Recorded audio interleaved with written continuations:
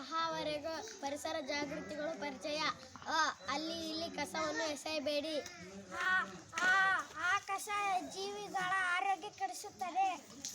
ಇರುವ ಕಸವನ್ನು ಬೇರ್ಪಡಿಸಿ ಕಸದ ವಾಹನ ಕೈ ಕೊಡಿ. ಈ ರೀತಿ ಕಸವನ್ನು ವಿಲೇವಾರಿಯಲ್ಲಿ ಸಹಕರಿಸಿ. ಉತ್ತಮ ಪರಿಸರ ನಮ್ಮದಾಗಲಿ. ಊರಿನ ಸ್ವಚ್ಛತೆಯ ಕಸ ಮುಕ್ತ ಪರಿಸರದಲ್ಲಿದೆ.